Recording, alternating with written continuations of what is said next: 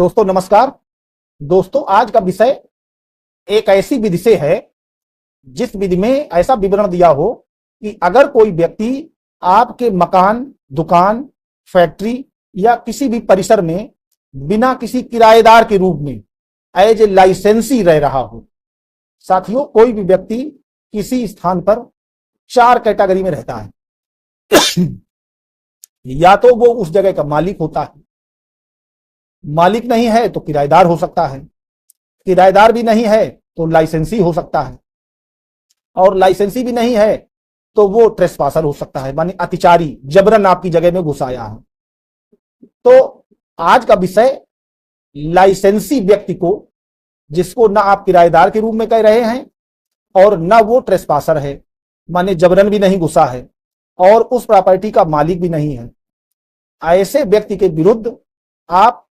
बेदखली का बात कैसे लाएं, किसको बाहर कैसे निकाला जाए, इविक्शन,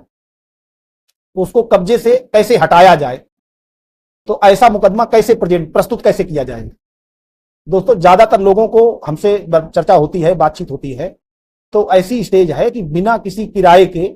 आपके पोर्शन में या आपके मालिकाना हक वाली लैंड पर कोई व्यक्ति रह रहा है और वो अब उस मकान से निकलने में आनाकानी कर रहा है, कह रहा है कि हमारा मकान है, फर्जी डॉक्यूमेंट बनवाता है, मिथ्या साक्ष्य गढ़ने का प्रयास करता है और बाहर निकलने की बजाय वो आपके विरुद्ध ही मुकदमेबाजी शुरू कर रहा है या करने का प्रयत्न करेगा। तो ऐसी स्थिति में उसे कैसे निकालें, इस पर क्या विधि है, आज इस पर चर्चा करते हैं। दोस्तों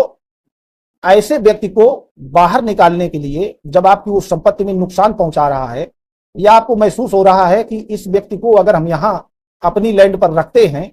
तो अब ये व्यक्ति इस लैंड को हथियाने का प्रयास करेगा और बाहर कभी नहीं निकलेगा, कब्जा हमें वापस नहीं देगा।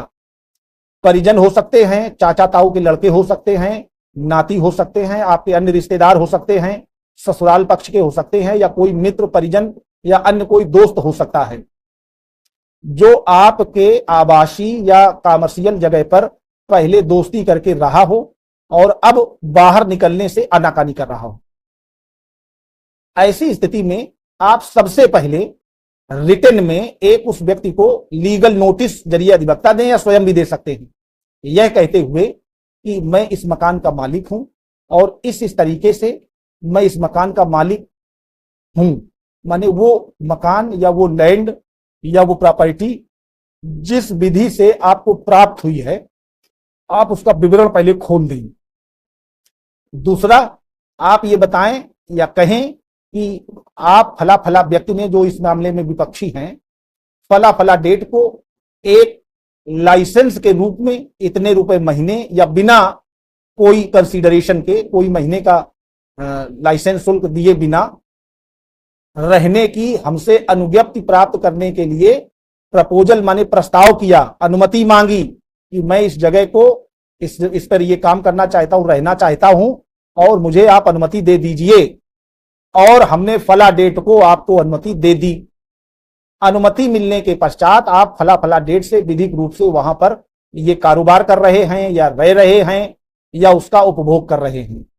और अब आपने इन परिस्थितियों में उस संपत्ति पर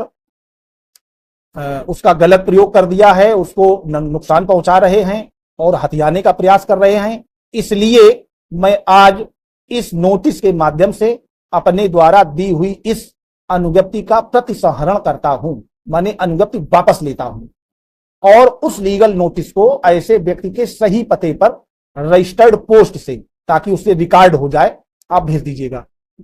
भेजने के बाद जब आपको उसको इंटरनेट से आप सर्च कर लीजिएगा कि जब उसको नोटिस वो प्राप्त हो जाती है, तो नोटिस प्राप्त होते ही उसमें अब एक टाइम पीरियड दीजिएगा कि इतने दिनों के बाद, इतने दिनों तक आप इस संपत्ति को रिक्त अवस्था में कब्जा हमें वापस कर दें, नहीं तो इस डेट से आपका कब्जा ट्रेसपासर का होगा, और अगर आप इस डेट तक कब्जा नहीं छोड़ते हैं, उस रिक्त अवस्था में वापस मुझे नहीं करते हैं, तो 100 इतने रुपए महीने या वार्षिक आप देने के हकदार होंगे, माने आपको देना पड़ेगा बकाया, कि आज के बाद से आप इतने रुपए के डिफाल्टर हो रहे हैं, एवरी मंथ आपको देना पड़ेगा। और दोस्तों ऐसी लीगल नोटिस उस पार्टी को रिसीव कराने के बाद जैसे ही आपकी मियाद जो आपने दी है वो पूरी होती है, तब आप section 26 provincial small court causes act के अंतर्गत एक सिविल सूट, रूरल एरियाज में सिविल जज सीनियर डिवीजन का जुडिक्शन रहता है, वहां पर दाखिल करा सकते हैं शेष अवशेष लाइसेंस शुल्क की वसूली और बेदखली के लिए। और शहरी क्षेत्रों में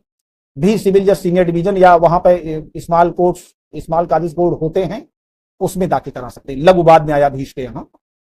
ऐसे मैटर को दाखिल किया जा सकता है। दोस्तों, ऐसे सिविल सूट को सामान्य सिविल सूट की तरीके से उसमें जो भी प्रोविजंस हैं वो फॉलो करते हुए आप अपने उस मकान का कब्जा वापस ले सकते हैं और ऐसे व्यक्ति के विरुद्ध डिक्री हासिल करके इजराए माने बेदखली की कार्रवाई करवा करके वो संपत्ति आप अपनी वापस ले सकते हैं। आज का वीडियो केवल इस उद्देश्य था कि ऐसे लोग जो ना तो किराएदार हैं, ना वो मालिकान हैं, ट्रेसपासर भी नहीं हैं, आपकी अनुमति से ही रह रहे हैं, उनको कैसे बेदखल किया जाए इस संबंध में था। नमस्कार।